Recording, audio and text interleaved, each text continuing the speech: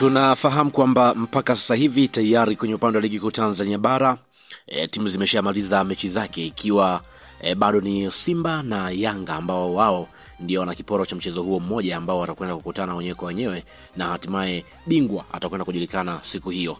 Lakini sasa tayari tunafahamu kwamba kila klabu inafahamu kwamba kuna baadhi ya wachezaji ambao ni muhimu wanatakiwa kusalia ndani ya klabu zao, lakini pia wachezaji hao wanaweza kuwa ni muhimu na baadaye wakaenda sehemu nyingine kulingana na namna ambavyo mambo yalivyo.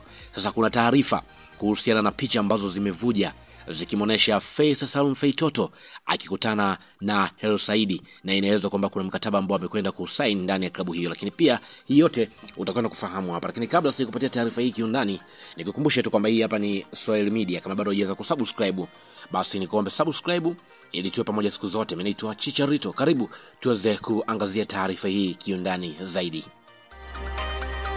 Taarifa kutoka vyanzo vya kuaminika zimeeleza kuwa kiungo huyo wa zamani wa klabu ya Dar es Salaam Africans amekamilisha usajili wake na kusaini mkataba wa miaka 2 kuichezea klabu hiyo ya Jangwani. Habari hizo zimezidi kupata uzito baada ya picha kuvujishwa mitandaoni zikimuonesha Feitoto akiwa kwenye mazungumzo ya karibu na rais wa klabu ya Dar es Salaam Africans Engineer Hero Saidi, huku nyaraka zikionekana mezani, ishara tosha kuwa dili hilo limekamilika rasmi. Katika picha hizo ambazo zimeanza kusambaa kwa kasi, Feitoto anaonekana akiwa na tabasamu pamoja na Hero Saidi, huku wakihusishwa tukio hilo na siku ya kusaini. Baadhi ya mashabiki wamekwenda mbali zaidi na kuanza kumkaribisha upya mchezaji huyo, wakimtaja kama kiungo mwenye uwezo mkubwa wa kudhibiti kasi ya mchezo na kutoa pasi za hatari. Feitoto ambaye aliwahi kuwa mchezaji muhimu ndani ya klabu ya Yanga kabla ya kuondoka na kuelekea Azam, sasa kuna taarifa kwamba anarudi katika mazingira anayoyafahamu vizuri, akiwa na lengo la kuimarisha safu ya kiungo kwa upande wa timu hiyo ambao tayari tunafahamu imejaa vipaji lukuki.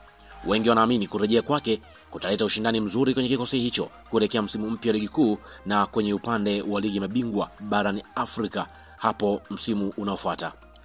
Usajili huu ni sehemu ya mikakati ya klabu ya Yanga chini ya uongozi Hero Saidi kuhakikisha timu inasalia na uimara wake baada ya kuondoka kwa upande wa Stefan Aziz Ki. Hivyo anatazama Feitoto kama ni chaguo lao la kwanza, kwa sababu tayari ni mchezaji ambaye amezoea ligi na amecheza ndani ya klabu ya Yanga, anayafahamu mazingira hayo. Mashabiki wa Yanga kwa sasa wanasubiri tu tamko rasmi kutoka klabuni, lakini kwa hali ilivyo kila dalili inaonyesha kuwa Feitoto ni mwana Jangwani rasmi kulingana na taarifa namna ambavyo zinasambaa. Ukitazama picha hizo unaona namna ambavyo Feitoto yuko kwenye upande wa GSM na ameweza kukalia kochi hapo, na unaona kabisa kwamba dalili zinaonyesha kwamba mchezaji huyo anatarajiwa kwamba tayari ameweza kusaini kandarasi ya miaka 2. Kwa upande wako, Feitoto akirejea ndani ya kikosi hicho cha Yanga, unadhani Yanga watakwenda kufaidika zaidi? Toa maoni yako nami nitapitia. Shukran.